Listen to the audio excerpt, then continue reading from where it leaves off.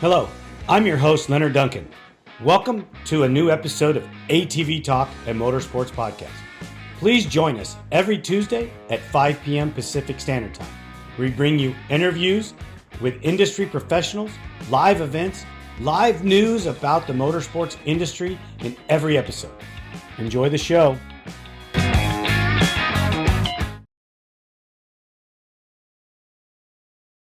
Joe Byrd, how are you? Oh, Lenny, if I was even better, I couldn't stand it. Well, that's awesome. Hey, I want to thank you so much for taking some time with ATV Talk, and I really appreciate it. I know how busy you are. You can tell me all about that. Tell the listeners all about that here in just a minute. But I really appreciate you taking the time with us. I really do. Yeah, it's great being here, Lenny. So, Joe, let's dive into the old portion of your the start of your racing career, all the way back into the three-wheeler days. Oh gosh, yeah. So it's like in '82, I started riding three-wheelers, and at the time, the sport was just now getting kicked off. You had your Jimmy Whites and Marty Harts and Dean Sundahls and watching all these guys. And I'm like, they're all my heroes. So we started back in the day. Heck, I think 82 110. My dad had him a 185S. And so, here we go. Now I'm still in my sister's closet doors, putting on hay bales, making jumps back then. And then I think the first real three-wheeler I had to race one was a 1984 200X three-wheeler. And so that went on I started racing that. My first race, I went to the track. I was all excited. I actually rolled in the back of the pickup truck. I get there and I see all these three-wheelers going up and down the hills and the jumps. And oh my God, I thought I was going to piss my pants. I was so nervous. I looked at my mom and dad and I said, if y'all don't want me to race, I don't have to. I was just nervous. And I was trying to back out of it. My dad's like, oh, hell no. We don't come all the way down here. We're racing. And I got about third lap in practice, man. Just from that point on, just fell in love with it. So That's awesome. That's so awesome. But the tracks back then, the tracks back then are totally different than what we have now. Because I've got a TPC trike that has this big bore stroker 450 engine on it. It's the baddest thing you've ever seen as far as three-wheelers. And I rode my track on it here, I don't know, last year, I guess, just for fun. I'm like, well, that's the dumbest thing I've ever done, because we were racing, 20 horsepower at best, 35 horsepower 250Rs.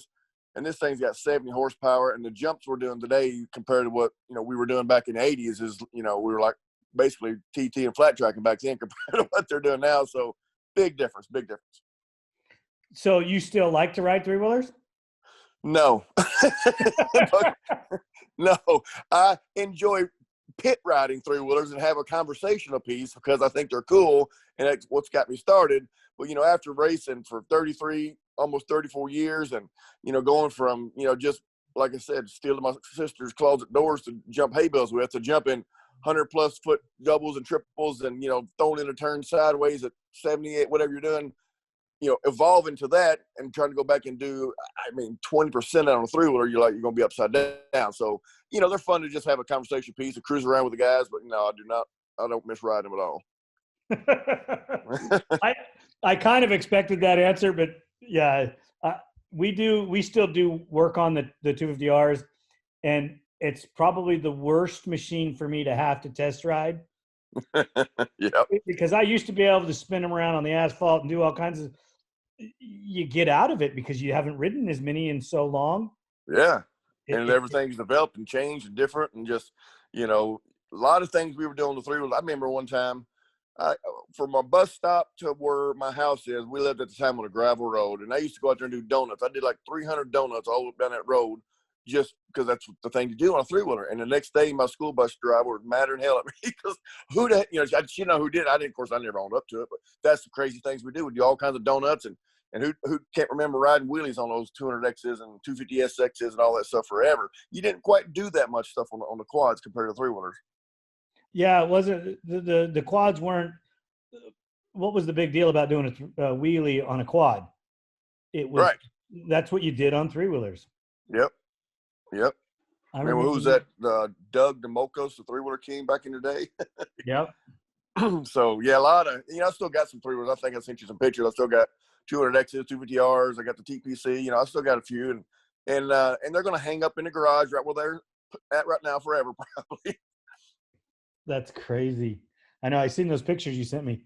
That garage, I could spend, the rest of my life hanging out in there just checking stuff out. It's definitely a conversational garage. I built it. I don't think we finished it up 10 years ago, 9 years ago, whenever we finished it up.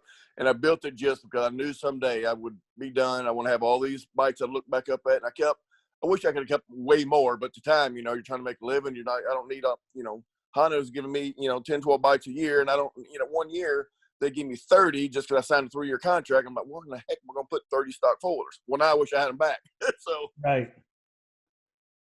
I believe so.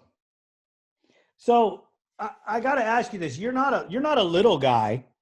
You're pretty big. I mean, bigger now. Well, I've gained some weight since I retired. Imagine that. Well, I wonder why, right? You don't realize how much, ATV motocross racing is the most physical demanding sport in the world at a professional level. Okay.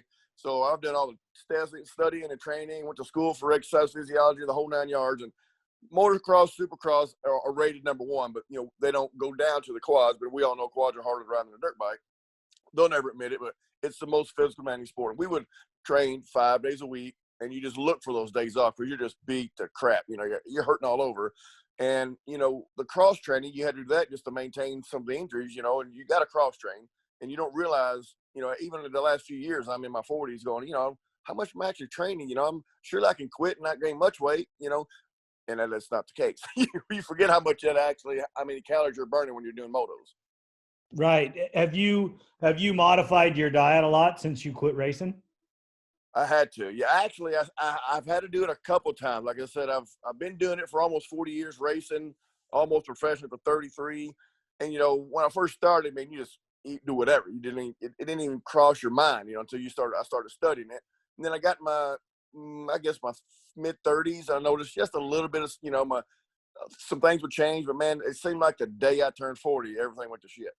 Like, oh crap, I got to eat this way. I can't do this. I got to train this way, because I was trying to eat and train exactly the same in my early 40s as I was in my mid 30s when I was winning everything. And it didn't work the same. Your body just changes, and not necessarily for the worse, but as an athlete, you could say it's for the worse, but it just changes. So you can't eat the same foods, and you're all of a sudden you're allergic to this, and all of a sudden you like this green shit over here, so you want to live longer, and you're training.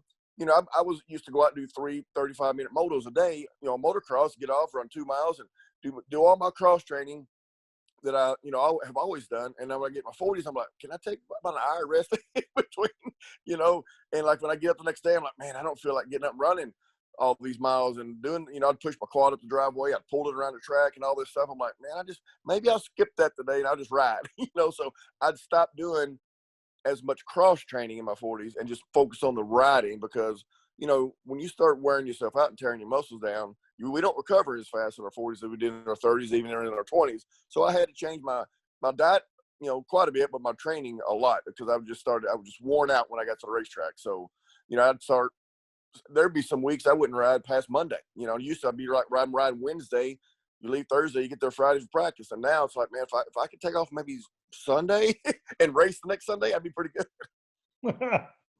So when you were younger and you were riding the 250R stuff, because size and weight was such a bigger deal, I think, on the 2-stroke days than the 4 strokes, how crazy did your diet get? You were racing against guys like Shane Hitt that weighed $140 soaking wet with chains in his pocket. And I never won a TT race. Back in the day, you've been there. We had to run motocross and TT up to 2002. And then after that, they split it. So I never won a TT race. I don't even know if I won a heat race. I think I got second, my best finish ever. And that was probably my only top 3. I don't know. But the motocross, it definitely hurt me on the starts and coming out of the turns. But because I was trained so hard, I about halfway through the moto, I'd start picking them back off. Never pulled the whole shot. Never did very good at all in the starts. And guys like Shane Hitt and these smaller guys would just kill me. I'm like, man, what I got to do? Well, every 7 pounds of horsepower, give or take. And, hell, I was always been over 200-pound rider, and I'm 6'5", and the leverage is hard on the suspension. You just, it's just a nightmare. So your perfect a pilot, your perfect ATV racer is going to be 5'9", 5'10". That's just what everything's built around. And 145 to 165, 70 pounds. That's what the winners were. And I did not fit that mold. And that's why I never started winning or pulling hose shots until I got on the 4-stroke. So the blessing for your career was the 4-stroke. Absolutely. Yeah. And I won some motocross races on 2.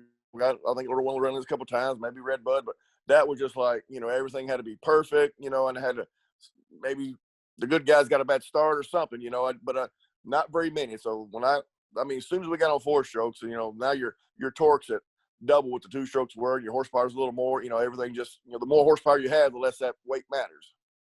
And the straight ahead drive on a 4-stroke versus a 2-stroke is incredible. Right. Oh yeah. No. Yeah. I rolled my 2-stroke. My last legger roll bike, I hung up right before I hung it up. I rode it. I'm like, oh my gosh, I'm just like dancing on the clutch all the way around the track. This thing has no power compared to what now, but it handled as good or better what we're racing now. Those 250Rs, man, they, you put those roll actives on there, those things, or the full wash chassis, those things would really handle. That's why they started putting the CRF engines in those 250R chassis. Now we had some. Right. Do you think outlawing the hybrid helped us or hurt us? Oh, at the time, it definitely helped us because the manufacturers were never going to support hybrids, and they still won't. So when Honda came out, when Suzuki opened the door with coming out with their new bike, and then of course Yamaha's, everybody starts to follow and making it production rules. Now we had to go 11th hour and try to figure out how to make these things work because they're not motocross bikes compared to what were these hybrids, but we did. And you make sacrifices. When I'm getting a big paycheck in the mail and I'm getting all these free bikes and parts, then okay, it doesn't bother you a bit. You make things work, So I think it was getting rid of the splitting the series, going from motocross to TT, and making it a production completely grew the sport. Look how fast it grew from 2002, 3 to 2005, 6, 7. You go from making dump truck driver money to rock star money, from having 400 inches to having almost 1,000 at red lands. It was definitely a right. You think it was the right move then? I do, absolutely. Okay, let me ask you this, because you've been around so long. Do you think that the knowledge that you gained over all those years racing allowed you the benefit to be a better rider in your mid to late 30s, which allowed you to make the championship runs, where in your earlier days you would have struggled for whatever reason? Well, yeah, just having the experience, there's no substitute for, experience like that.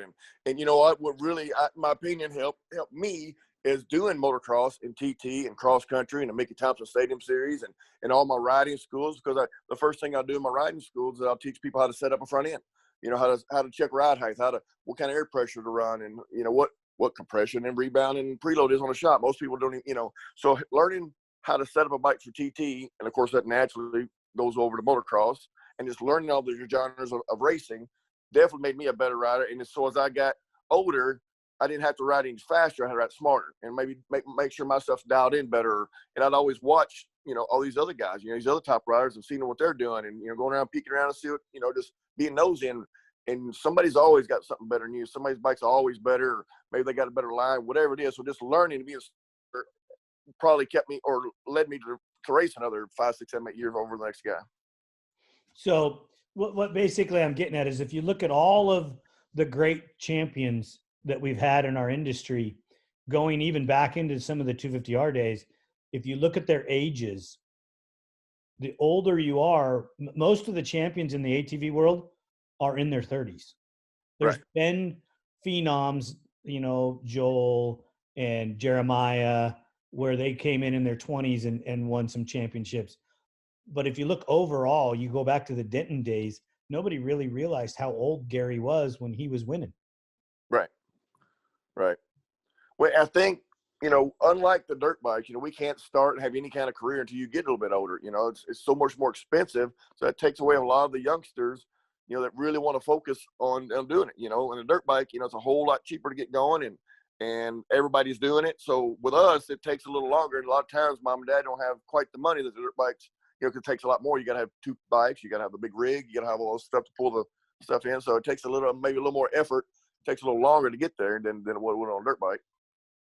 Yeah, I think it's a huge cost over a dirt bike. You can go buy a brand new dirt bike for what, 8, 9, 10 grand, and basically take it to the motocross track and start riding. Right. Where there's not a quad ever been made that I think you can do that to. Not be competitive. I mean, the Yamaha, the Yamaha Suzuki out of the box. If you're going to go out, a pro rider can take it and go out and do good in the C class and just have fun and go practice with it. Because I've done that before, just to have something. We'll go to Florida for the winter and just take a stock bike down there. But you're not going to go be competitive in anything fast. But you can definitely take it out there, throw some wheels and tires on it, and at least go have some fun. But back in the day, we had the 400X days or 250R days. You ain't taking those bikes out and doing anything with them. So they've made improvements, but not very much improvements. I couldn't imagine what we'd be riding right now if they didn't make the production rule and while these hybrids had still been developing. You'd probably have 60-inch wide, fully independent, who knows what kind of engine, but, all this cool stuff that the off-road trucks have, we might have had that by now, but nobody would ever made money doing it that way. At the same time, as if the manufacturers would not have pulled out, the economy had not have hit us, what would we be riding on production bikes? Probably something pretty cool as well. I don't know. That Yamaha is a pretty good base platform to start with. I mean, don't get me wrong. I'm still a diehard Honda guy, and I think that on the West Coast here in the desert, we have a pretty much unbeatable platform. But that Yamaha has got some real potential. Yeah, that's what I was saying. We had a friend that took one to Florida, and I rode it some just because I got tired of changing, working on my bike all the time down there in the sand. And Rodney Gentry bought his over. Me and him rode a couple years ago when I was down there training for the winter. And the stock Yamaha, with all we had was wheels and tires. I'm trying to think. I think that's it. Nerf bars. Wheels, tires, Nerf bars. Rode the piss out of thing for 20 hours. Change the oil. Wash it up every once in a while. Didn't have to check bolts. Nothing broke on it. Now, we're not doing 90-foot triples and stuff on it, but you're right. No transmission problems, no engine problems, no chassis problems. Just rode the crap out of it. And we had just as much fun, because about 3 or 4 weeks before the first race, I had to get my race bikes out and start riding them. And I'm like, oh, I'm so tired of working this thing. The axle's always coming loose. Everything's falling apart on it, and it's brand new. But because it's that much faster, that much more, you're throwing that much harder in turns, stuff just comes loose on it. Right. I mean, at the pro level, what it takes to keep a machine rolling is incredible. Yeah, people just don't understand. It's a full-time job. I had full-time mechanics here the whole time I was racing, especially after I had the first few years after the amateur days. But you're not going to work on a bike for, 40 hours throughout the week and then want to go ride it every day. You're going to ride maybe once a weekend, because then you got to go work on it and everything. For every 1 hour you ride, you got to work 10 hours. And then you got to build more bikes. And then when it got really big, like I said, they'd send me 10, 12 bikes a year. So I'd build 4 race bikes, 4 practice bikes, a couple test bikes. And I'm not going to build that stuff. I'd go out there and make sure my mechanic's doing what he's supposed to do. But I'm trying to ride, train, eat, sleep, and, negotiate with sponsors and trying to make everybody happy. It's a lot of work that people have no idea how much effort it goes into it. When you were talking about that, how did social media come into it for you? Did that help you, or because your age is behind the curve, did you struggle with that? Well, I think I struggled with it a little bit, not so much as my age. I'm not saying I'm not old. I'm saying what happened was, okay, we had these magazines out forever. We'd all look at the magazines. We couldn't wait to see what's coming out, And so now, especially myself and a few of the other guys who are making a little bit of money racing, we'd see those magazines. We could go to, hey, I'm going to go to whatever sponsor did it, K&N Air Filters or Duncan Racing or, PP, or especially the bigger sponsors that, Maxxis and the guys that actually paid some real money. And we'd look at those magazines, right, and say, I've been in like 55 colored pictures in this magazine. I've been on, 19 full color page ads. And you get a price of what that costs to put in dirt wheels or ATV full action, whatever it is. And let's say that price, if you retail that out, was, $290,000 to go to advertise that. Okay, give me a tenth of that. Okay, so now I'm getting $29,000 from Maxxis. So when social media kicked over, that nobody was doing that yet. You didn't know how. You see people nowadays, they're doing the podcast, they're doing the YouTube stuff, they're doing all this, TikTok, once you start getting, you got to get a lot of followers. You and I talked about this last week. You got to get a lot of followers, and then YouTube will start paying you. But, we don't know that we have a following in the ATV world to get that kind of numbers to actually get paid. So it hasn't transitioned over to your Joel Hedricks and your Weenans and the Browns. And, and it's all wide open social media now. But to transition over to what we were getting paid through the magazine coverage and some TV coverage here and there, and then, of course, your track coverage, to social media, we haven't crossed that or gapped that bridge yet to figure out how we can make money on social media through ATV racing. Guys are trying it, but it just ain't big enough right now. Maybe it was 10 years ago, but of course we didn't have the social media we had 10 years ago. So it's a gap. We got to try to, bridge that gap a little bit to hopefully these guys can start making some money again. So not to change the subject again, but when you do your schools, how much of this sponsorship information do you pass along to your students so that they would understand what it takes to be sponsored and how to make themselves look better and make their sponsors look better? Well, at the end of each school now, the schools are, they're slim to none right now. The whole sport's, pretty slim right now. But I've done them for 28, 29 years. And the last couple of years it's been real slow. But when it was great, I'd say all right through the meat of, the ATV racing was huge. The guys would come there, we go through the whole school. Now I've got 5 different kinds of schools I'm doing now. But your average school, your regular riding school, it's a 2-day school. At the end of the school, I'd give them a package. Okay, so it'd have most of my sponsors on there, and I have some free product on there. And so, let's, for example, you can go to Motul and, give them $75, you'll get $500 worth of product. Well, I would show them how to do that, make all the contact information, and I give each one of these the right contact for that sponsor. Of course, give them pretty stickers and all that stuff, and shows here's what they do. And to show, just because you went to my riding school, you just saved about $750 on sponsor product that you're probably going to buy anyway. So it would have cost you $2,500 to buy all this stuff. And they're like, oh, you can get sponsored doing this? I'm like, well, you're not going to get paid to do it, but maybe you can get a discount. So the mom and dad are going to the local Honda shop and spending, $35 on some chain lube and some oil. Now they can spend $12 on it, and you can take that extra $20 and put gas in the truck to go to the race. So I would try to show them that kind of stuff because it was out there, but there's a lot to it for sure. And how long did it take you to understand that? Well, I had to learn all that on my own. So that's what I went to school for, business. And like I said, so I'd say, man, I was 5, 6 years, because I was just hustling when I was younger, because mom and dad got the divorce about my 4th or 5th year racing. And of course they had to do their own thing. And dad looks at me, he goes, well, you're going to have to buy the house and, or we're going to quit racing. So I had to figure out how to live on, me and him had to figure out how he was going to move out, and mom already left, and we were trying to figure out how we're going to do this. And so I had to start hustling, trying to figure out how to get sponsors. Of course, Waddle knows at CT Racing, he was one of my first sponsors, and I've called him up every weekend because I see his ads in there, and I see Charlie Shepard, and I see I can't remember who else were for him at the time, maybe Doug and Earhart or something. So, and I'd see these ads, and I'd call Alan. I'd say, Alan, what can I do to come out there and race for you and show you how I'm good at it? And I told him I'd paint your name or shave your CT in the side of my head or whatever. We jokingly done that, and I'd be darned if, because me bugging the piss out of him, he got me Charlie Shepard's practice bike for the Mickey Thompson Stadium Off-Road Series for Candlestick Park in San Francisco. He said, come on out here, and said, oh, you'll shut up, and I'll let you ride his practice bike. And we went to I think it's the last race of the year. Rode up there with Greg Stewart with Scatrick, him and old Jimmy Thompson, and I think I got like 5th or something on the practice bike. He goes, well, I'll be damn, you did pretty good. So the next year, he built me a new, I think the time was new JP bike, and I won Anaheim 1, I won San Diego. So you probably remember in the headlines, I think it was Dirt Wheels, Hillbilly Doubles, the Mickey Thompson Stadium Off-Road Series. I won the first 2 races. So if it wasn't for me trying to hustle and solicit and just bug the piss out of Alan Knowles, I would have never got that shot, which would have never got me to win, and that kind of snowballed my whole career right there. That's pretty awesome. What year was that?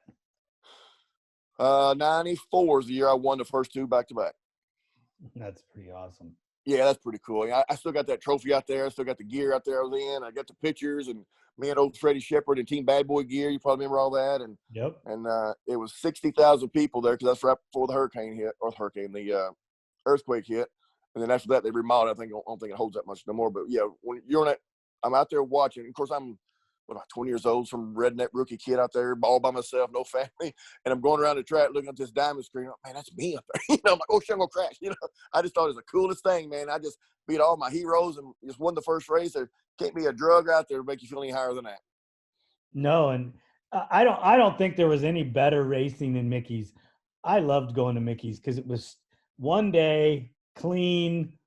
Your stuff didn't get tore up that much. Yep. And it was always kept, I would say, super fair.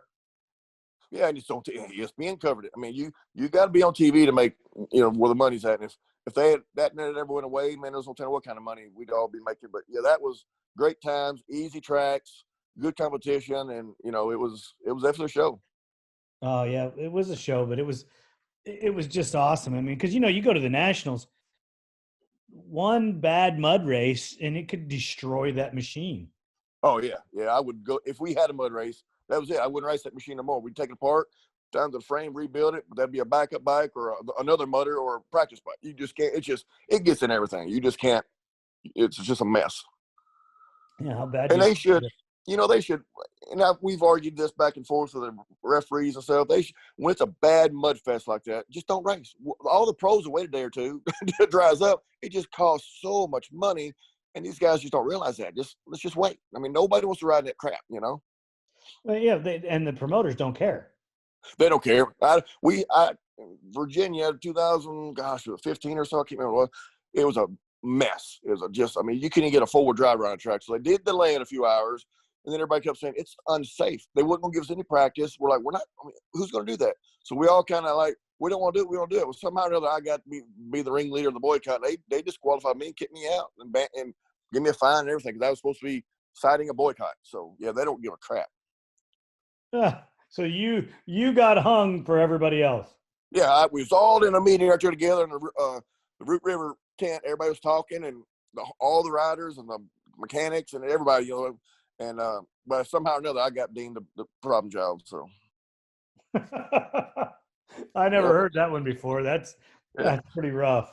I don't know if you remember. We the very next weekend there was a race at Glen Helen. I can't remember the series. That Hagsmith and Barron, all those motocross series they were running. It was what's it called? Lori ran. It was ITP Quad Cross. That's it. I'm drawing a blank here. But yeah. So I came out to the very next weekend. Pro Armor sent me out there just to piss everybody off because I didn't have no race. I was banned from the next race for doing that boycott. So I went out there to the race with those guys and just had a big time. That's awesome. How'd you do? I won. I knew that was coming. I knew that was coming. Yeah, they Hagsmith and Barron knew I was coming, and they were mad at hell that I was even coming out there messing with the points because they were some fast riders. And I pulled the whole shot. Of course, that was the talk of the town. My big ass pulled the whole shot on those guys, and then they are all pissing and moaning. Well, Hagsmith was faster than me. He was trying to come around me on this downhill, and he probably might have made the pass stuck, but he was just, I didn't want him to pass me, so I hit him, and so he runs off the track. He's MFing me. And, I won the moto, and then he comes off the track afterwards. And and I'm like going to turn around and shake his hands. All I see is like 6 foot long finger just give me the bird, goes right past me. So that didn't go over so good. So then it's a big mess brawl. It was a good show for the crowd, I guess. Dirty Bird strikes again. That's too funny. Yeah, I heard a little bit about that. In one of my other podcasts, somebody was talking about it. I think it was Dustin Nelson was telling me about it. Yeah, he was there. Yep. Yeah, that's pretty cool. Yeah. That's where I met old Alan McCausland there.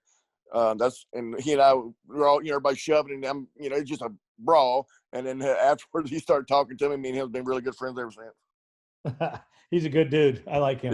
Yep. So, at all these places and all the places that you've raced and all the tracks throughout the years, favorite, least favorite? My backyard's my favorite track because I didn't go nowhere. And it's always prep water and it's perfect, But as far as tracks, national tracks, man, nowadays, because I got 3 or 4 different decades in there that changes. Before they messed up Loretta Lynn's, by far Loretta Lynn's my favorite. I've won there like 6 times. I just loved it. It was hot, it was rough, the real peaky jumps, and my practice track's very similar. So after they changed Loretta's and they screwed it up, they long story, but I think the Ironman track up in Indiana nowadays, that's a good one there. I like that one. So, and the least favorite, oh God, anyone that was muddy. I can't stand those muddy races. And then, like I said, now they used to be Redbud was one of my favorites, but now they brought in so much sand and sawdust, and it's just nothing but just a nasty, holy train track of a track. So I'd say that's probably the worst one now. Really? And then, like I said, they've changed. It used to be a hard pack track, just like Walnut, Illinois. It used to have blue groove on the track. Now they brought all this sand, and it's good for the promoters, but it ain't worth a damn for quads because you only got 6 inches of ground clearance, So Right. And they try to make these tracks. Oh, we're putting split lanes in. Well, that's great if you make the split lanes even and you prep them every few motos. But you go out there and one line's super fast and the other one you can only get through. So now you got a 6 foot wide track instead of opening back up and putting berms back in the track like they should. I mean, you can't score off a turn or go in and block past somebody because you're all in a train track inside or outside. There's no racing anymore. These guys, they're fast, but they're not racing. They're just who can go around the train track the fastest. I mean, you can't. I want to score off somebody and knock the piss out of them, knock them off the berm, and get the crowd into it. And that was good racing. Joe, you always had an advantage to running into them. Yeah, you're gonna hit a wall. You're gonna hit a little a little twig. So that was one advantage I had. That's where the Dirty Bird nickname comes from. But I mean, Rubben's racing. I mean, me and Natalie and Gus and even Favre. I mean, we got there. We're gonna bump. And I mean, you got some of the guys here or there that do it. Maybe I'd say the last 4 or 5 years I raced, and even the last couple of years I went back to watch. They're just, no disrespect to them, but they're just not aggressive enough. These guys are trying to be too nice. They want to be the most popular guy at the track, not the most popular guy on the track. I want to go win. And I remember whenever it was, 4, 5, 6, 7, 8, 9, 10, maybe even 11, I'm making 25, 30 grand a weekend if I win. If I get second, it went to half. I was making 12, 13 grand. If I got third, it went to 5. I got fourth, it went to like $500. And I'm like, so I'm in the lead. I see fourth place like maybe 50 yards back. And if I screw up, I'm going to go from almost 30 grand to $400. You're going to have to come past me. You're going to knock me off his track to get my money, And the same thing when I'm back here in third, fourth place, I'm seeing Wimmer or Weenan or Hedrick or Natalia or somebody up here. I'm just foaming at the mouth to knock the piss out of them to get my money, So it's not that way no more, And I know those guys thought of me the same way. They wanted to knock, my ass off the track and they better or they ain't going to win, So you think that the modern day rider is not driven enough to make it competitive? No. To me, candy asses. I love it. I mean, it is what it is, I'll probably get phone calls, texts, and Twitter, later, but you gotta, it's boring to watch. I mean, I like a lot of those guys. I'm friends with a lot of them still, but you go out, who's gonna win? Is it gonna be Chad or Joy? It's always, there ain't nobody else won unless it's the mud race and Brown wins. And Brown's a hell of a rider, but he's just missing that extra little something. Now, I can't tell you what that is. It could be in his machine, could be in his training, could be in his, I don't know. I don't spend my business, but it's always them too. And it's like, well, you can't have a good championship because, if I get, back when it was big, like I said, 04 through 11, I qualified, Lenny, I qualified 12th place the last race I won. 12th place. I was like 3 or 4 seconds off the leader. I still came out and won both motos and won the event at Delmont, Pennsylvania. I won the last race, qualified 12th. That don't happen no more. Joel can start backwards on the start line. He's going to get second, so the competition's just not there. So you sneeze one time back then and you might get second qualifier, you might get ninth qualifier. I mean, it's seconds difference, so. Do you think that the motor packages and the cost of building a pro bike are limiting the numbers? Absolutely. Well, not just one bike. Like I said, it's so, back in the 2-stroke days, of course, we didn't make as much money, or your average, because maybe it's the wrong way to say it. Yes, the 4-strokes have made it more expensive. But I don't think that's the biggest problem. It's when you go pro, when you go from A to pro, or even maybe Pro-Am to pro, now it's a job. Now you're up there with the big boys. You got to have, a couple race bikes, at least a couple practice bikes. And, you got to have all the equipment you need to go to the races. Because if you break down and qualify, what are you going to do? You're not going to race, and you got to have all these extra parts. So you need a mechanic, somebody to help you, because you're going to be so burnt out after 5 months of doing it yourself. You don't want to do it. So when you jump in that pro class, you're jumping there with the big boys. That's why, if you're spending 50,000 a year as a pro-am or amateur, you better triple that. Or, my budget, I always kept up with it now because I did all my numbers. I would spend anywhere from 230 to 250 or 60 a year just going racing. And I got everything free, got a big paycheck. So that's just what I was spending going racing. Man, what was your deciding factor to retire? Okay, so 2000, I may get the years wrong, but 2016, I had bad neck surgery. I had 3 broken discs and 3 broken vertebrae in my neck, and discs are all jacked up, and nerves I couldn't even feel my fingers, And so I had neck surgery, and I flew my airplane down to Miami, Florida, me and my wife, to have the neck surgery. Well, I died on the table. They lost me. It was like a 9-hour surgery. It was just a shit show. And I had to stay a couple of days there because I flew my own plane down. I'm like, well, you can't fly. I can't fly home. So, but they didn't finish the surgery because they had all the complications. So then, let's see, 2 or 4 weeks later, I can't remember. I went back down there to finish the surgery. And I'm like, I'm not flying my own plane down. That was just dumb as hell. So I did commercially, and I raced that next year. And I tried to race that next year. That next year I had, they diagnosed me with Epstein-Barr virus, from overtraining because I was trying to train like I did when I was 35. And when I went into the hospital, I got the flu. And then the lady that put the needle in, it was a dirty needle. We're not sure. We had it was a big mess with the lawyers on that mess. So somehow or another, I got a huge arm infection. My arm swelled up twice the size of the other one. So it took me like a month and a half to get over that. So I missed half the racing season. And then I said, okay, this is the last year, 2018, I'm going to go out in style. And I went down and I trained. Me and Weenan trained quite a bit, and I was ready. I mean, me and him was having some good battles. I was feeling good. 45 years old, I guess, whatever it was. And I'm like, man, I'm feeling pretty good. If I go to Daytona and win, I'm going to retire right there on the stage. And I felt really good. I had all the sponsors lined up. We're going to make a last-ditch effort and just go out in style, have fun with it. Well, 4 days before that Daytona event, I was riding with a friend of mine, was motoring in Florida, and he landed on my knee and messed up my ACL and MCL, and I'm done. I don't know how long it's going to be done, but I knew I was done for 4 to 6 weeks. And I limped off the track. I'm literally crying, going, 4 days for the race. I'm this ready. 2016, 2017, now 2018, I've got injury after injury after injury. I'm like, God's trying to tell me something. So I looked at my wife and said, I think I'm done. That's a rough way to swallow that pill. Yeah, I wanted to go out in style, and I knew after training with Weenan and riding with him, we had some fun, and I got my diet right, and I was healthy, and I've been down there for 3 months training, and putting all the time in, and it just didn't work out. I was like, I'm not just going to keep pushing it. I've seen too many guys end up in a chair, end up not here, and I have nothing to prove. I done won my championships, made all there. There ain't no more money to be made for me. I could win a championship, and I'm too old. They're going to hire the young guy, and I get that, but I just want to go out, my pride and try to win. I would have won some races, but I won a championship. I didn't care. I just want to go out and show, hey, this old man still got it, pat myself on the back, and walk away at where it lands.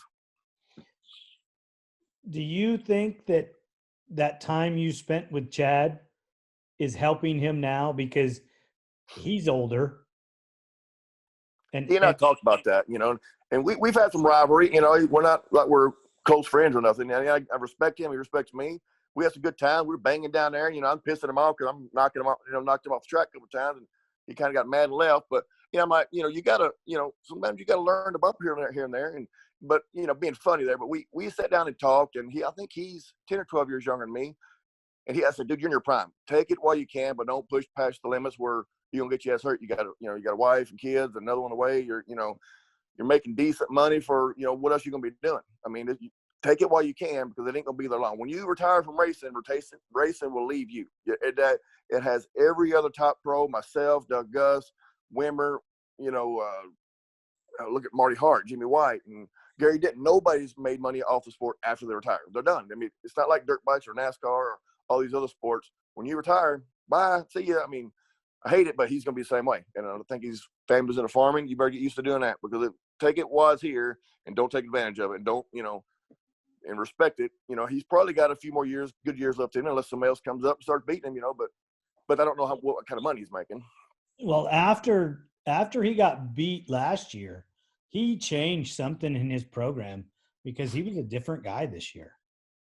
Well, maybe, but Joel's program is, I think subpar. I like Eller. I like Joel really good. Joel's went to riding school. You know, I like those guys, but they're looking like a big factory team, but they're not getting any Honda support, and they need to be. You know, there's some things that I would have done different with our program. You know, you shouldn't be DNFing on the side of the track like they are and making stupid things. You know, a few years back it was Joel making mistakes and screwing up and just handing Chad the victory. And now I saw Hendrick's bike burn up on the side of the track. That don't happen. You know, you put new parts on every race. You go run a pro, be a pro. You put all the new parts on, make sure to do the maintenance, run a bike 2 or 3 races to get a new one. You know, you don't. And I think that's another reason he went to Yamaha this year, because you can't keep getting new. There's no new Hondas to get. So he's running old machines. And, I mean, he's the fastest guy out there, and he's got this old piece of machine out there that he should have a new bike every 2 or 3 races, and it's not there. So you can't run these bikes to the limit and have old bikes out there like we used to. Really? I still think that you could run a Honda program with the technology that's there. Yeah, you'd probably have to have a large parts bill, but I think you can keep them. I think you could keep them alive, working on them. Well, I don't want to say correctly because I don't know their program and I don't know those guys, and I don't want to say they did it wrong. I just believe in my heart, with all the machines that I've built and all the championships that I've won, I believe that it can be done. Well, yeah, you need to start with fresh bikes, and knowing, we all know now, we've been racing these things for 04, so 16 years and racing these 450s. We know what's going to go out, not go out. And there's certain things you replace every race. I don't care. Every moto, certain things, every race with certain things. You take a thing down to the frame, put it all back together. Yeah, you could make one. You got to start fresh and have a good parts allotment. And I think that just didn't happen the way it probably should have. And like I said, I know the mechanic. I know all those guys. They're good guys, know what they're doing, but it's just, you know, there's a lot of moving parts over there and a lot of people underneath that rig that probably shouldn't be. I mean, look, when we were running the big money, they didn't have but 1 or 2 guys underneath most of the rigs. I mean, Suzuki had 3 at one time, but that didn't last long either. So you got too many people over there, too many attitudes, too many parts missing, and you got to focus on one guy and win that championship. And there's just, I think they're thinking if they go Yamaha, everything's brand new, all brand new race bikes, brand new practice, and that's probably going to help. But can he ride that Yamaha and get it going as good as he did a Honda? I don't know. We'll see. Well, yeah, and I think it's harder to make the Yamaha work because of the electronics. Mm-hmm. If you're bad with the electronics, or you get the wrong guy, you're in trouble. Well, if you remember 04, when they first came out with the Honda, Tim Fowler was the only one that Glenn Helen with. Everybody else was on, I think Doug was on a Suzuki, 18 Yamahas, and then Fowler was on his Honda. That's all we had.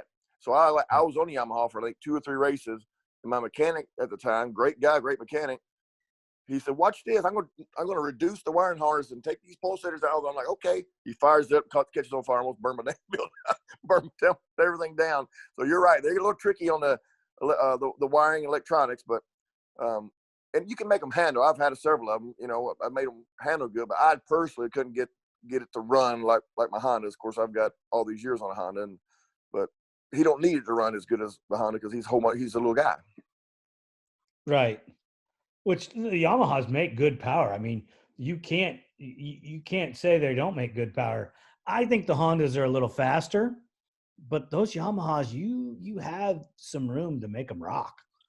You know. Yeah, we just never spent enough time on them. I mean, we just, they just wasn't for me. You know, we built Suzuki, KTM, and just to see what the competition is.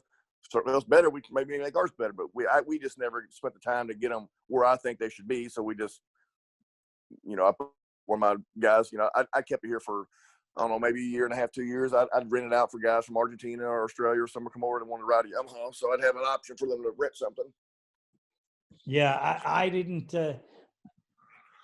I got an opportunity to work with Mike Sloan and build his Yamahas for a number of years. And I think that the development of that platform, when he decided to go a different direction, I think it's a damn good platform. It won him a championship in 2018. Yeah. So, yep. Yeah, it's definitely a good platform. And now it's the only platform out there. So it's like, I hope they keep making it. I still build, I had a Honda win a championship in 19 in Best in the Desert. So, I'm not throwing the bus. Like if you wanted to come out and race in Baja or you wanted to race in Best in the Desert, we'd run a Honda. We wouldn't rerun any Yamaha. Well, no, I agree. I'm just saying for new guys to get into it and have a new platform. Yeah, there's only one out there is Yamaha. I mean, I hope Right. they change that, but I don't see anything happening anytime soon. Yeah, none of the trails that I know of, and none of the places where I get my info, they're all cold. There's Yeah, no. I agree 100%. I know a lot of the guys over there, and there's not even a hint of nothing coming. Yeah, and if there were, we'd know something. Yeah, I mean, because there'd be they actually told me. Let's see, when was this? 2000. Oh gosh, this was a while back. I can't remember the exact year. Say it was 9 versus 10, or Are you looking for the best suspension technology for your sport ATV? Look no further than Elka Suspension, the industry leader in sport ATV suspension technology. With championship wins in prestigious events such as the Dakar Rally, Score, Best in the Desert, ATV MX, Cross Country, and Works, Elka Suspension has established itself as the go-to choice for athletes and enthusiasts alike. But they don't just stop at ATVs. They're constantly expanding into new markets, including UTVs, trucks, SUVs, pit bikes, snowmobiles, and more. Their commitment to innovation and quality means they're always looking to improve and adapt so you can enjoy a smooth ride wherever you go. Want to learn more about what Elka Suspension can do for you? Visit their website at elkasuspension.com or give them a call at 450-655-4855. They will always be happy to answer your questions and help you find the perfect suspension solution for your needs. right the last year they started making them, maybe it was 11, 12, whatever it was. They did tell me, my guys at Honda said, I know we just sent you whatever half a dozen bikes. You need to get rid of those. I'm like, really? Yeah, we got something we think's coming. And I think it was right after the economy hit US. So, 9, 10, somewhere in that neighborhood, we got something coming.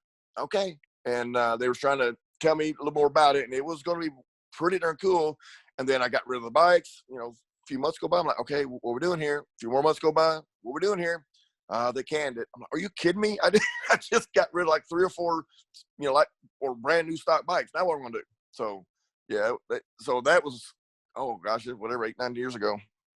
Yeah, I was told that they were coming out with a aluminum frame, fuel injected 450 Honda that They they had, had built and yep, ready to go. they had 2 versions of it, and one was wide, one was narrow, and it wasn't even if I'm not mistaken, it wasn't even going to be called a TRX. It's a whole different part number. It was an R. It's going to be an R race version. So, and I Yeah. seen some drawings and some things about it, but who knows? They got it sitting there. Last time I went to the Honda race department, man, they had so much crap sitting there. I'm like a kid in a candy store. Yeah, I like listening to Marty Hart's stories when he would tell us about, the CR 500 three-wheeler that they built, and Yeah. the things that he got to see. That's incredible. I would love to just see the development process, knowing, I mean, that's what we've done. That's what I've done my whole life is we take what they have and we make it better. We make it Right. different. Um, Right. I'd love to be in the meetings going, hey guys, why don't you do this in the beginning? Because we're all going to change it anyways. Funny you say that, because I did a riding school for the whole Honda R&D department there in LA County Raceway, somewhere out there. And they probably had 30 guys there. They had every bike: Suzuki, Kawasaki, Yamaha, KTM, Polaris, all these bikes out there, and everybody get to ride each one. So we do the riding school, and they let me ride all the bikes and see what I thought about it. And just some of the backwards ass mentalities thinking some of these guys had on what worked, what didn't work, and what they should do next. I'm like, oh my gosh, no wonder we have the bikes we have now. They're just not, I don't know, not the right people doing the right job. I don't know. I was really disappointed in some of the ideas they had. I was at a Polaris intro for the 525S, Mm-hmm. and I was Doug Eichner's mechanic, and we're standing there, and all the Polaris guys, riders, and their mechanics are behind me. And, Doug's standing there a little bit behind me, but for some reason, I'm the only guy standing there at the bike when the 3 engineers walk up and the TV cameras, off to the side. And I'm like, all right, who's got the pen and paper? And they go, for what? And I go, well, dude, we got to make a list of all the shit you got to fix. I bet that went over good. It went over like a lead balloon. All right. Like 3 months later, I was out. I was no longer welcome in that program. Oh, wow. That's funny.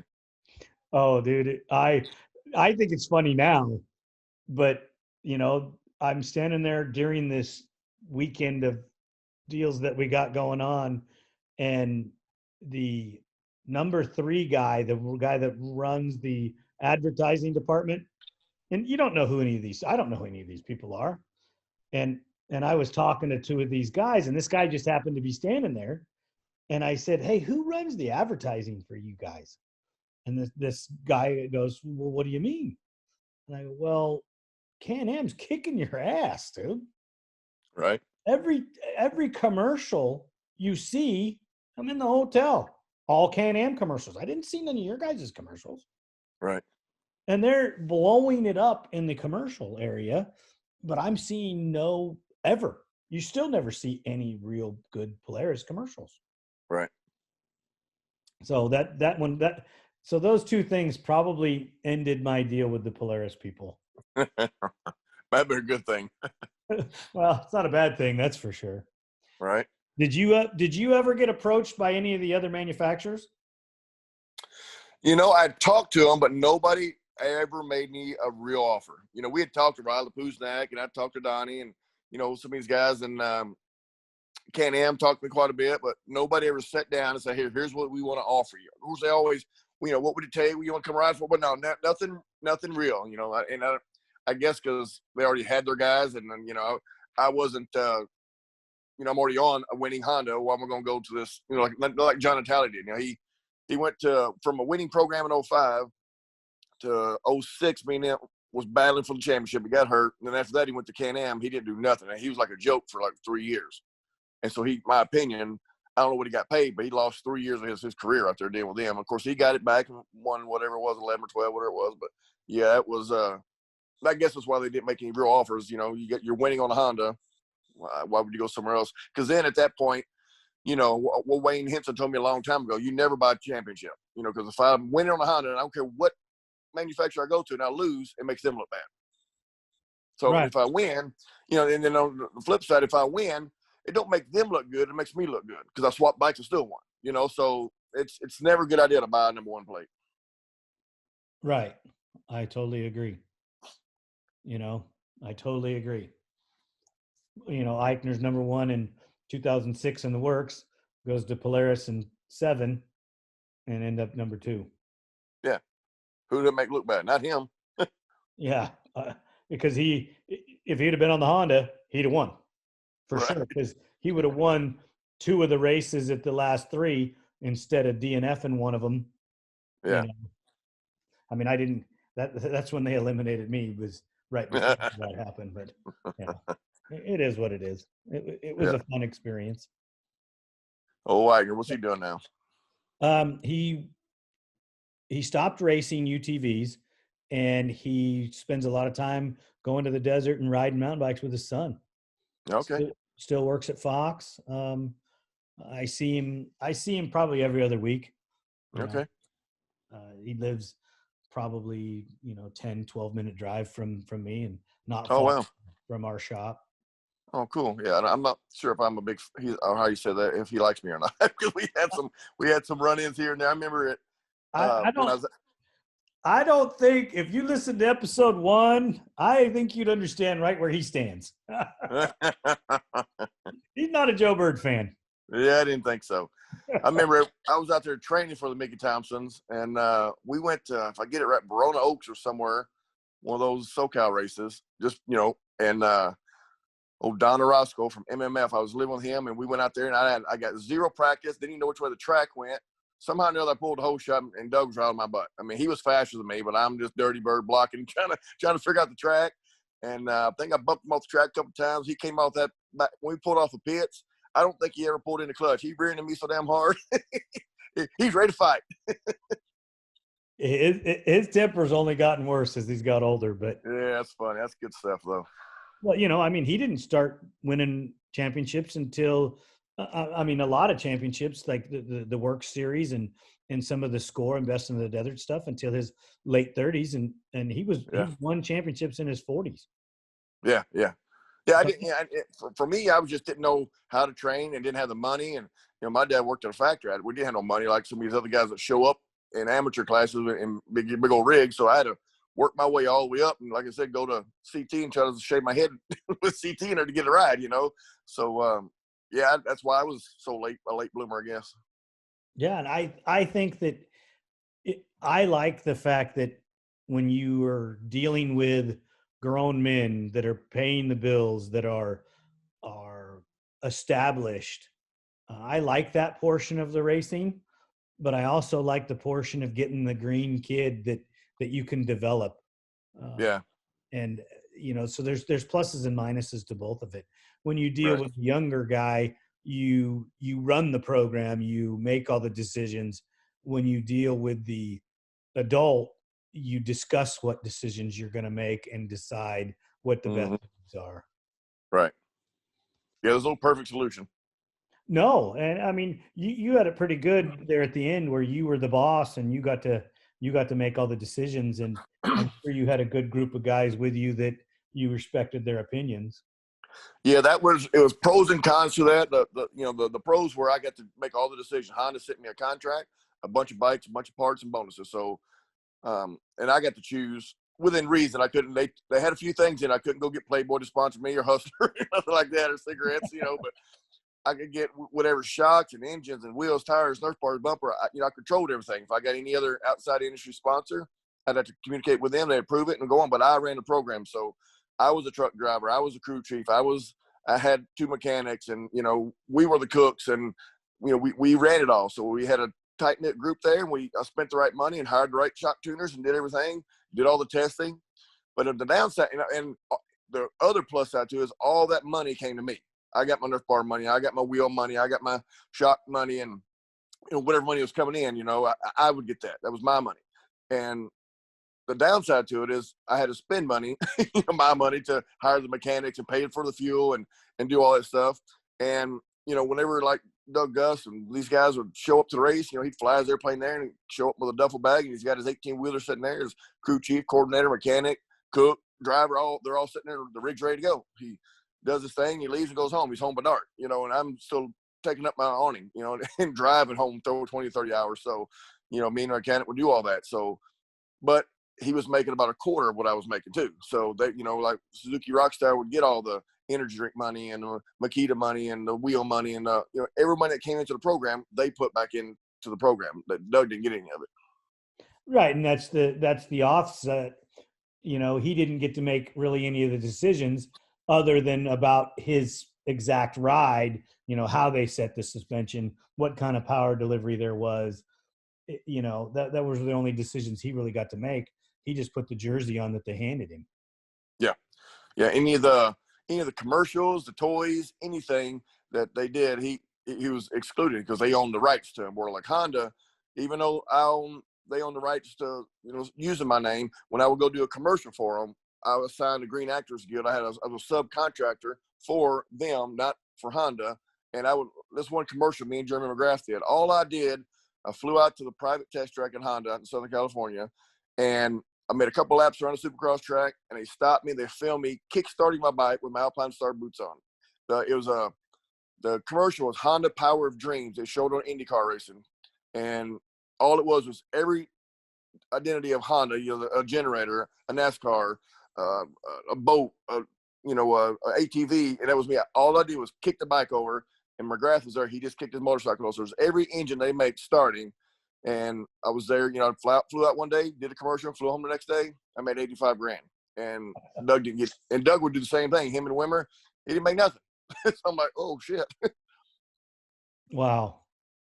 Yeah. So there was some good days out there. I knew that you were making money, but I didn't know you were making that good of money. Oh yeah. I was almost seven figures. I mean, without telling you numbers, I don't know my accountant's at it right now, IRS, but yeah, it was really, really good money. That's awesome. I'm happy for you. Thank you. You were telling me about where you live in Tennessee. if you wouldn't mind, giving me a little bit more information about, is that something that you developed through the time of racing, or did you have the property before you started racing? Well, there was about 7 or 8 acres that my dad had when I was younger.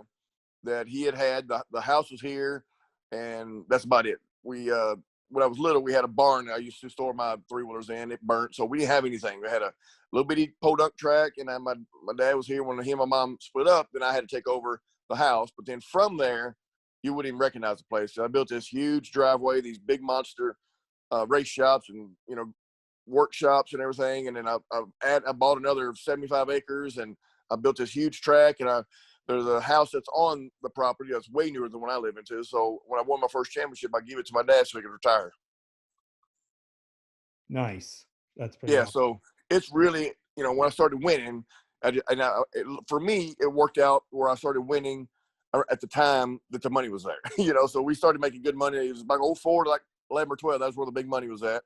And I just happened to be right spot at the right time. And I was winning, and my dad got to retire, and he lives in a house, literally 150, 200 yards from me. I see him every day. And, every time I would ride, because I think I bought that for him in 06. So for the last, I guess, for 12 years after that, I would get through my moto. I'd ride over there. He'd give me something to drink. We talk about the moto. I'd come back over. I'd talk to the mechanic, talk to my wife, rest up a little bit, and do it again. So every day he'd sit on the porch and watch. That's pretty awesome. Yeah. Now he's the definition of retirement. Yeah. I'm too old to race, too young to retire, and I'm so dang bored. I got to find something to do. So he watches TV. He had surgery last week on his on one of his hands, but about 3 years before, he had to have surgery on his thumb because he had trigger thumb. He used the remote control too much. He's retired. That is too funny. That is too funny. Yeah. And so you live in the same place you grew up, basically. I've never moved. I was 3 months old here. My mom and dad bought this place. Of course, we've added on, done some stuff, but yeah, this particular house, I was 3 months old, and I've lived here 47 years. That's so awesome. Yeah, never moved. I'm actually sitting in the house where I grew up as well, because my parents have lived in the same house ever since. And my wife and I live here taking care of my parents and taking care of, helping them. Sure. Take care of them. My dad can still take care of himself, but my mom needs some assistance, and it is pretty awesome. I mean, to coming back to the same place that I grew up in. Yeah. It's nothing like what it was here then.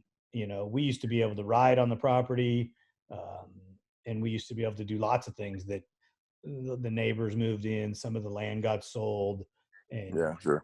It's kind of landlocked with houses now, even though it's pretty secluded up on the side of the hill. But that's pretty awesome. I'm pretty happy for you. That's great. I appreciate that. Yeah, it's pretty good to be able to do that for him, because he did all that for me, him and my mom, and he retired at 55 and got to go over there and don't have to do nothing now. So that was good to be able to do that for him. Did he travel with you to the races much? Yes, all the way up to the last few years. I started flying, and he would either not go, or he'd meet me there or whatever, or sometimes go with me. But yeah, he went, I'd say, most all the time. He didn't like the flying part?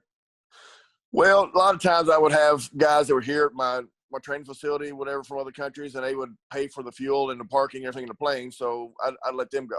So that ain't cheap flying airplanes. So. Oh, I bet it ain't. Yeah. So. That's awesome.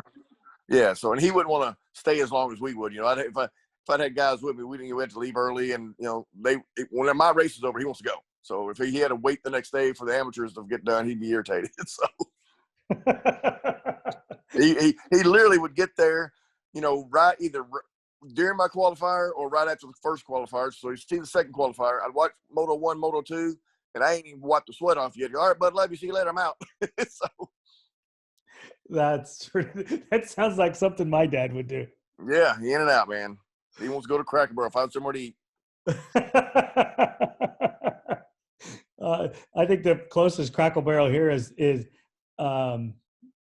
probably it's probably a 4-hour drive away. Oh gosh. Yeah, he loves that place. Oh, hey, I've eaten in many of them and enjoy it. Yep. Let's get back to ATVs. When you're running your own program, how much test time did you guys do in the developing in the Honda? A lot, actually, especially in the off season. Like soon when the season was over with, for the first week or so, we test because I'm still in shape. You know, when I start testing in January, I ain't rolling for a couple months. Everything feels like shit. You know, the tires suck. You're beat up. Your hands are hurting. So everything sucks. Plus, it's wintertime. You can't test shocks in Tennessee in January. So that's where I bought the place in Florida. I got me 20 acres down there. We started testing January, February, March down there, and then we would do it some throughout the season if something new came along. We didn't want to do a whole lot of things once the first race hit, unless we were going from a hard pack track to a sand track. Then we do a little bit of testing, but we tried to do it during the moto, so you're actually simulating. That's why I always had a race team. I'd have guys here were just about as fast as me, and if I would pass them, whatever, I let them cut out the whoop section, get right back in front of me. I'd always have these rabbits to chase. So now you're testing during race mode, so you can get a better idea because you can slow down and everything feels good. So we a bit of testing. Did you test a lot of motor packages or with different motor builders too to find out if you were on the right track or doing it wrong? At first we did, yes, but after I got with Dan at DASA, man, we would try different things, and especially when 06 and 07, it was really wide open. He'd had these special heads made up and all this cool stuff, and we did it right first. But then we found us a good solid package, and we'd have 2 or 3 different ones we'd end up running with because the tracks are all very similar, so we'd stick with 2 or 3 different ones unless we'd go to, like a Caleb Moore big open race they'd had. Then we'd throw a bigger, head on it or something. But, yeah, the first few years we really did. The last several years we had only had like 3 combinations we liked. And that all came down to all the years that you had tested it and you figured out what you wanted to ride, and that's why you ran it that way? Exactly. We would try to gear the thing to pull the whole shot, and then from there, how can we fine tune it where it's still rideable on the track? Because I'd rather come out first and go to second than come out 19th and go to third. Still got third. So right. That was our main goal. We want to get out front early, especially as I am. That was a big chore, and I had the weirdest sprocket sizes on there compared to everybody else's, and just the weirdest exhaust and just all kinds of stuff we would do different. And then my bike was hard to ride, but I like I said, that was my job. Let me get in shape to ride it, but I wanted to make sure I got out front and then gear it or change something here and there for the track if it wasn't quite perfect. Did you ever test or experiment with tire inserts? I did actually, and the tire balls I wasn't a huge fan just because I had just as many flats with them as without them. Because one would get crooked or go flat, and then it just ain't worth a damn after that. And then the foam, I actually like the foam better. But you could only use it 1 or 2 times. Start heating up. And so what we didn't like, and my mechanic hated, is all the extra work that came along with them. So every moto you're changing tires, every moto you're changing clutches. So that's a lot of foam and balls to put in there. So, but I did like the foam the best. And then so towards the end, we just went back to nothing. Because when I had the Dunlops, they wouldn't allow me to run on that. When those Dunlops were the best tire I ever had because they were steel belted, and they were just heat sensitive rubber, and they had these Kitty Hawk heat warmers for me, and I could run 2.5, 3 pounds in those things, and they would just run perfect. I pulled that year we had 14 nationals, I believe it was, so it's 28. So I pulled 22 or 3 whole shots that year. What year was that? 6, 7, I can't remember. One of those years right in that era right there that they come out with these just badass tires and just superior to everybody else's. And then when it was back when they had concrete starts, I'd have a generator on the back of the side by side hooked up to my core, and my tires were getting heated up on the start line. So now I got hot rubber on cold asphalt, and I'm just killing everybody else to start then. Wow.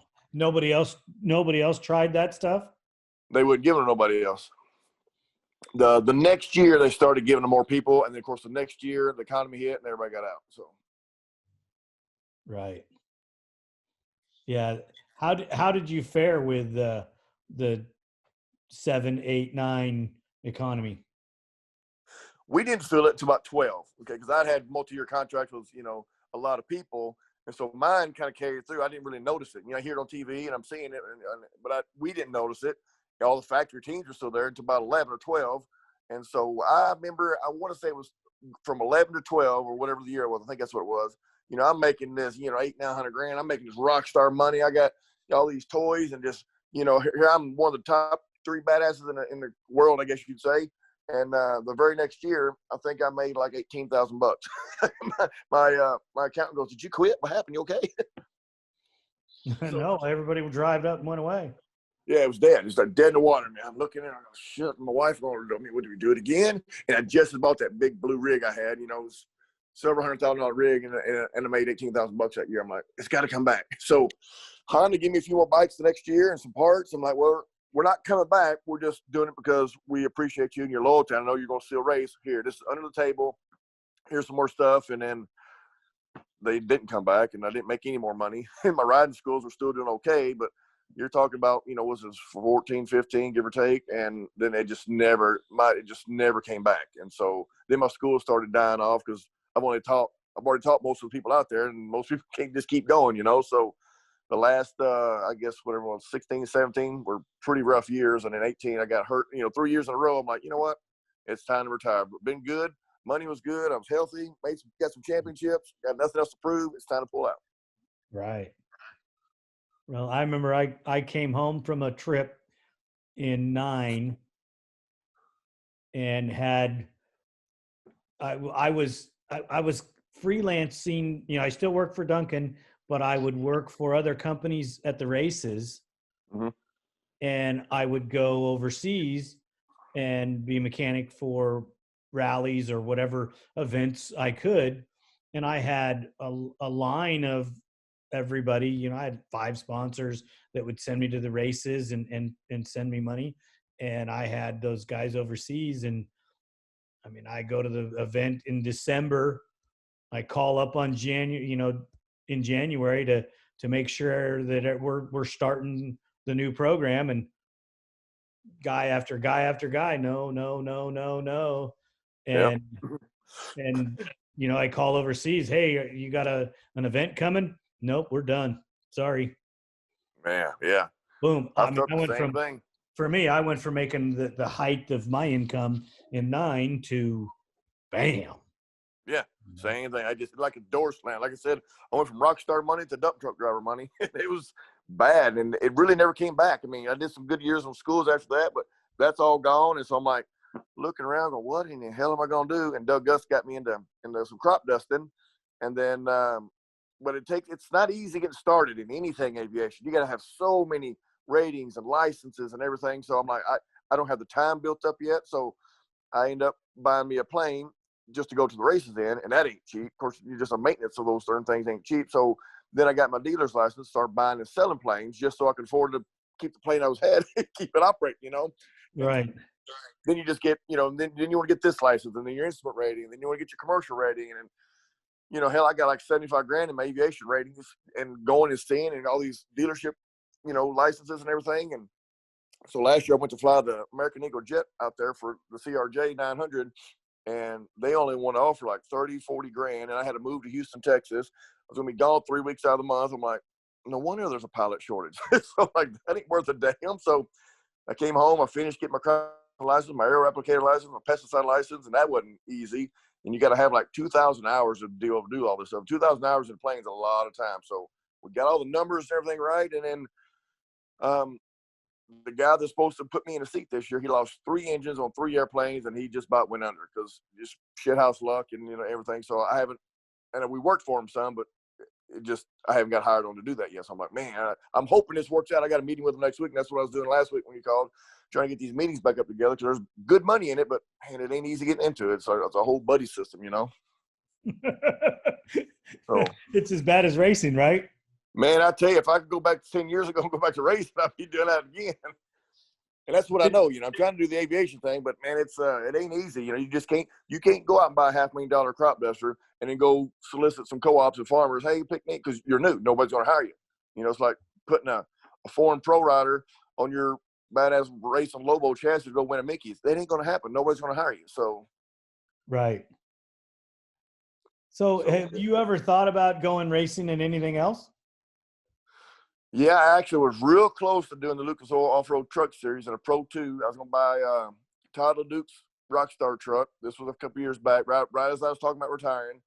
And I had about $300,000 from sponsors that were going to send me to go racing. But as I started researching, talking to Todd, talking to Kyle Duke, and Marty Hart, me and Marty are still really good friends. I still talk to him pretty regularly. I got a friend that lives right down the street from him. So he goes, man, Joe, to do it right, you need about $850,000. I'm like, oh, really? And so I couldn't come up with that much more money in sponsors, so I just never did it. And the side-by-side thing, I don't really know. I went out to in 18. I flew the plane out to Phoenix.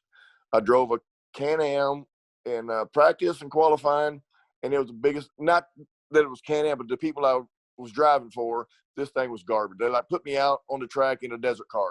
Just oh my god, bottoming out, my back's about to break. I mean, it was just the biggest pile of shit. I was like, you know what? Thanks for nothing, and I left. I ain't been back. Wow. I don't know anybody making any money racing side by side, any real money. They might be, I talked to Wes Miller the other day. He goes, well, I'm doing enough to pay for everything and maybe a couple dollars here and there. But he said, I got to have a regular job. I can't make a living at it.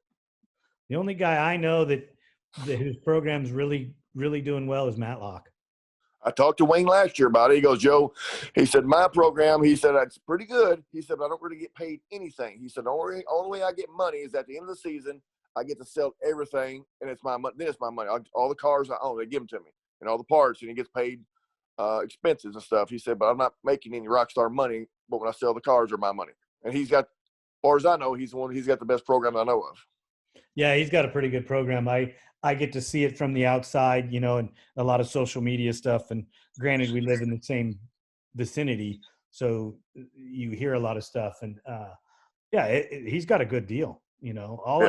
All of his desert racing, the ATVs in the desert, paid off for him because it's made his UTV program that much better. And I think he made some really wise decisions with some of the people he connected with in the beginning that just helped him. And all the Honda experience that he had made his UTV program better. And then his wife is killing it. Right. Yeah, well, I'm hoping they do. There's the problem with the side-by-side stuff is you got everybody and their brother can throw a helmet and a harness and push the throttle. And so you got guys like Wayne and Wes or somebody like me. I'm going to go negotiate deals with these sponsors and try to get some money. And they're like, well, Jack over here that, works 9 to 5 at, the office, he'll do it for free or a set of tires, So, and there's, the marketing is not there like it should be for them to really, really make them stand out, because you go to a woods race, well, they're bouncing off every tree. You go to a desert race, they're going slow. You go to the Lucas race, you got these 900 horsepower trucks just hauling ass, and you got these little slow ass side-by-sides out there. So they're not showcased anywhere. And I don't know how if they can learn to showcase them, now they would a selling point because everybody wants a side-by-side, and most people can afford to go put a down payment and make the payments on a side-by-side, and you get a warranty. Yeah, and that's one of the reasons why we didn't jump into it, because 98% of the work on UTVs is warranty. Yeah. Yep. You're never going to make money as an engine builder, being an engine builder for UTVs. And you got to have a yard. You have to have a place to store the cars. You have to have a huge building, lifts, multiple guys. And you know what? I don't want to be a car mechanic. I'm an ATV. Right. That's what you're going to be. I bet Glamis is just a shit show out there with all those guys. Because it's got to be swarming with side-by-sides now. It is, and it's ruined the dunes almost. Really? I remember I had a Funko sand car. I got it in little 6 or 7. I got rid of it at 11. Actually, the ex-wife took it as part of the payment I owed her for some money for the divorce, but loved that thing. 500 horsepower, man, that thing was so fun out there in the dunes. Yeah, and the big sand cars and the UTVs, you need a full-on desert bike to go ride in the dunes. Yeah. Long travel, you better have your shocks worked on. You better, you need a steering dampener, put flex bars on there, maybe put a padded seat on there because it's rough. Yeah, that's what I wanted. I ain't been out there in, 12, maybe 12, 13, no, 13 or 14 last time I went out there. Man. You better bring a race bike that's set up, kind of tall and plush. Right. Because it's going to beat you up. Well, hey, I'm sitting here, we're talking, I'm looking at my office. Something I think I might have sent you some pictures I got. For every year I was a pro, I've got a number plate hung on the wall. That's pretty cool. And at the time, it was like whatever number I earned that year. So I got like an 18, I got a 4, I got a 9, I got a 6, I got a 3, I got a couple 1s, I got a couple 2s, a 9 to 12, some 7s. It's kind of cool. I'll have to send you a picture of those later. Please. Then I've got a couple posters here that when we went back when Honda actually had their conventions, they had these posters, and everybody that was on Team Honda at the time, you had 3 or 4 quad riders, 4 or 5 desert riders, of course, the Supercross, motocross guys. Everybody's on this one poster, and then for each rider, this lady would go down through and let every rider sign the poster, and so each one of us riders got a signed poster from all the guys that was there. Oh, that's so cool. I hope you got that framed. I do, absolutely. Yep. That is so awesome. I'm looking at this plaque right here on my floor. It's ATV riding school. This was I'm on a 300EX out at Glamis teaching a riding school. That's awesome. A riding school at Glamis. That's so cool. Yep. This was in the 90s. I'm going to try and find the exact year. I think it was 97. How did you come up with the riding school idea?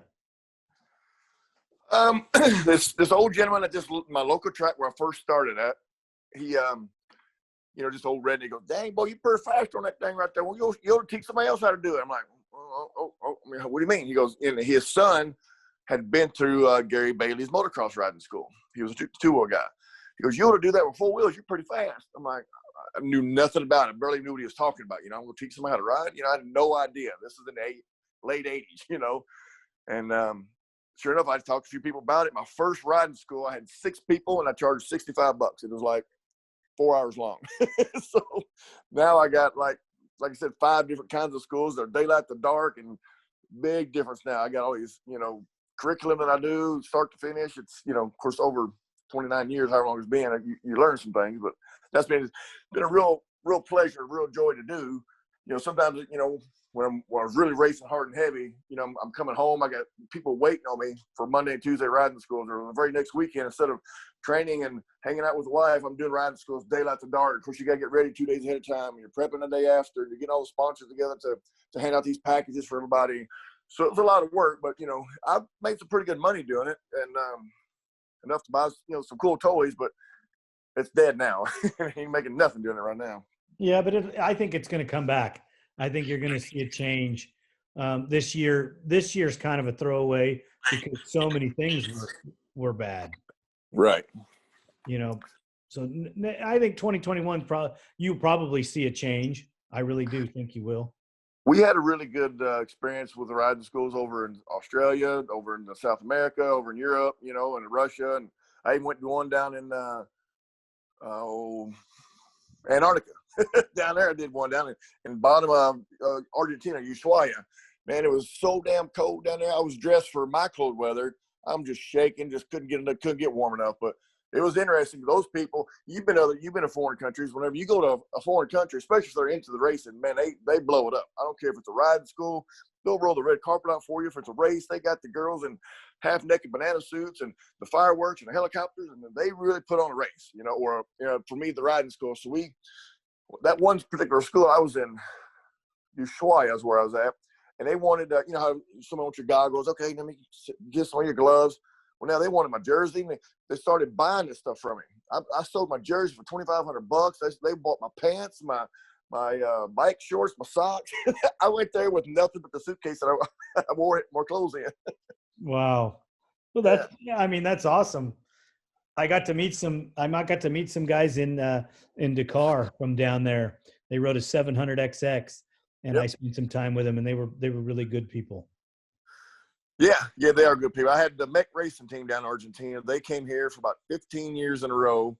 Different guys I've known forever, and they live here at the shop, and they let them have the theater room, the big shop, and him and my mechanic got along so good. He'd have one side of the shop, and they got to have the other one. So they bring me a dozen guys a year just to train off and on. I'd go down there, if not every year, every other year to do it. So we've had a good time. The last time we went down there, me and Weenan go down there to teach riding school. They wanted me down there, and they wanted somebody on Yamaha. So I got him the deal to go down there. We stayed down there a whole month of November teaching, and they give me a week off and then him a week off. The week off, they sent us to their cabin in the Andes Mountains down there, and it was like, this cabin was like, oh man, it's a several $1 million cabin.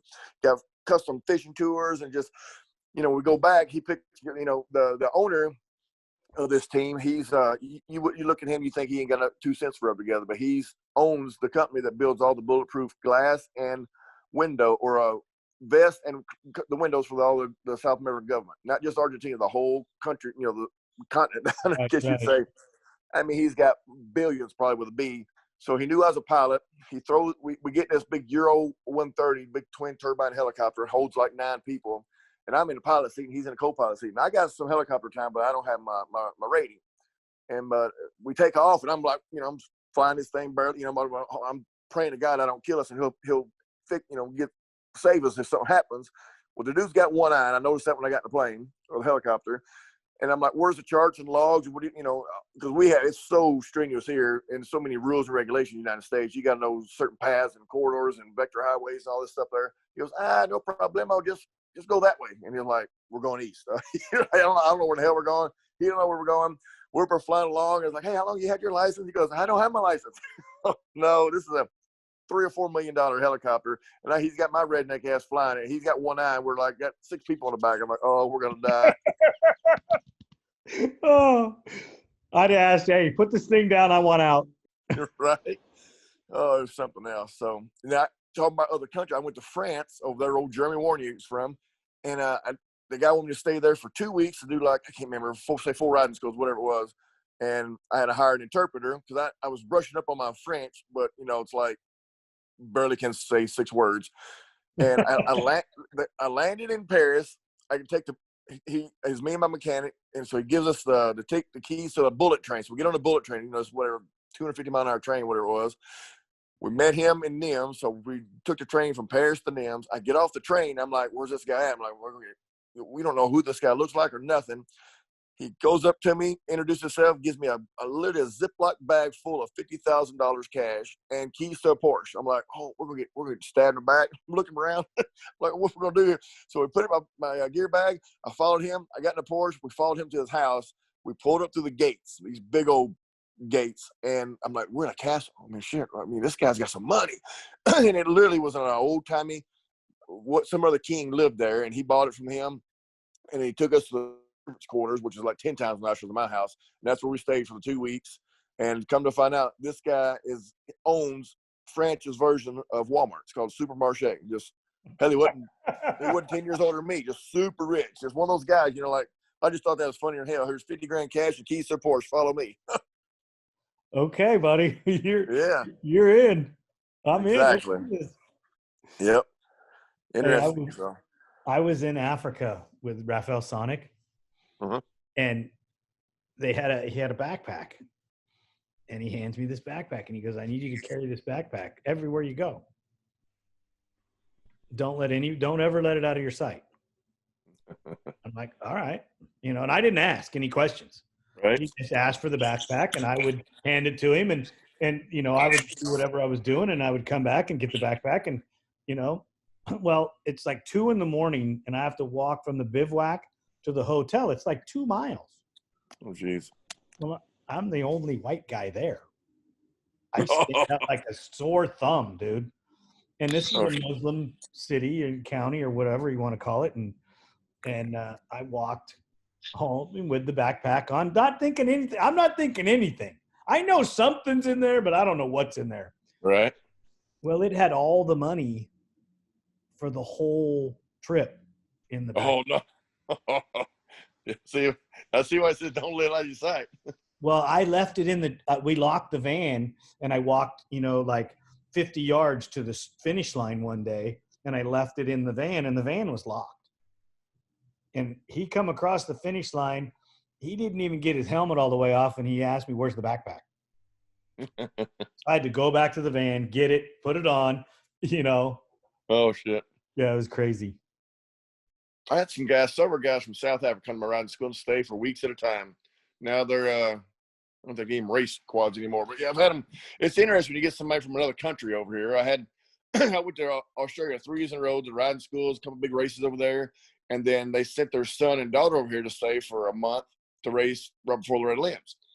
Long story short, the 2 mechanics I had at the time were kind of young or kind of dildos, but I remember at about 3:30, 4 o'clock in the morning, the sheriff's beating on the back of my door. I'm like, what the hell's going on here?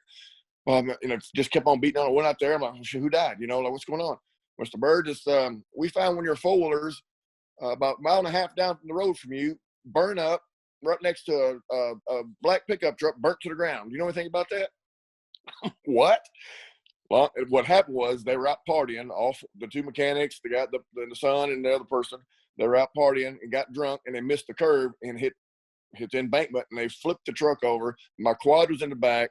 It got ejected out, went like 50 feet past where the truck was. The truck caught on fire and burnt to the ground. Well, they had been drinking and ran home 3.5, 4 miles from where the crash was, and I knew nothing about nothing. I didn't even know they took my quad that day. So the mom and the boy from Australia's mom and dad calling me, raised kinds of hell with me. I can't believe we sent our kid over to you. I felt like an idiot because I knew nothing about it. So that was an interesting day. They, needless to say, they finished that next week out at the Red Limbs and they were fired. Wow. They knew they were gonna get the axe on that deal. Oh, I want to fire them out them. I was like, I need you for next week, but man, yeah. Go to Russia about 4 or 5 years in a row. Landed in Estonia, did some schools there in Tallinn, and then we crossed the line. And this was my first time over there. And there are all these Russian guys over there, and they're all these KTMs and all these those weird ass bikes they got over there. They got the motorcycles converted to quads. And I'm trying to set these things up. I'm like, and it was so freaking cold over there. And they're all like, it was a summer day. I'm freezing. They're all like, we're tough Russians. I'm like, I want some coffee. I need 2 more sweaters. I'm freezing. It's raining. It's sleeting. What a disaster. But they end up working, getting along so good. We end up going back like 4 years in a row. But just seeing how they acted at first, it's kind of like the Rocky 4 movie where he fought the Russian, how badass they were, and they hated him at first. Then all of a sudden afterwards, they all like you, and you come back 3 or 4 years in a row. That's awesome. That's awesome. I think that's great, man. We were on this one, I think this was Estonia. Me and Mallory, my wife, was sitting there, and she is her first time experiencing jet lag. And so I was trying to explain what to expect. She's tired, and it's like her second or third day there. And these guys, I'm out there on the track. I had like 30 guys out there, and a couple of this particular school, I taught 5 languages because I didn't teach. I had to hire a couple of different translators, but I had 5 different languages I teach in the school in. And I'm out there doing my thing, and I'm seeing her up there on the tower. A couple people are talking to her, and I asked her later. She acted kind of weird. I'm like, "What's going on? What?" She goes, "Man, you won't never guess what he said. He told me." I'm like, "Oh God, here we go." And the guy was sitting there talking to her. He goes, "Don't you feel something eerie about this place?" She said, "Well, I'm tired. I'm jet lagged." He goes, "No, just think about it. Don't you get a weird, eerie feeling here?" She said, "Oh, well, yeah, I actually, now that you say it, I kind of do." She said, "Why? What's going on?" She goes, "You know where you're at, don't you?" She goes, "Well, no, I'm in Estonia. I don't know where I'm at." And he said, "No, this is where Hitler had the Holocaust. There's about 10 million or 10,000, whatever he said, Jews underneath us. This track was built on top of the Holocaust, this big mound. And sure enough, it was like a big ski hill mound where they had buried all these Jews underneath us." So I forget the name of the track. I was like, she told me, I was like, "Should we leave?" That's crazy. Yep. Crazy. Joe, I'd like to have another session with you. Yeah. I really appreciate you spending time with ATV Talk. I think that we could go even farther into, dissecting some of your race seasons, maybe break it down into 06, 07, 08, so that we can get really in depth with talking about each race in the series and how things broke down for you. All the shoulda, coulda, wouldas. What I shoulda won 4 more championships instead of only win. and when Byrd hits Creamer in the face, all those kind of fun stories. Yeah, I can get into that. All right. Let's do that. I'll hit you up in a couple days and we'll reschedule. Okay. All right, brother. It was sounds good. Great. I really appreciate it. Yeah, thank you for thinking about me and not forgetting this old guy. But yeah, we'll touch base in a few days, do another one. Brother, you're not old. I got you by almost 10 years. Oh, there you go. So All right. that sounds really good, though. Thank you so much, bud. We'll be right, in touch soon. Talk to you soon, Lenny.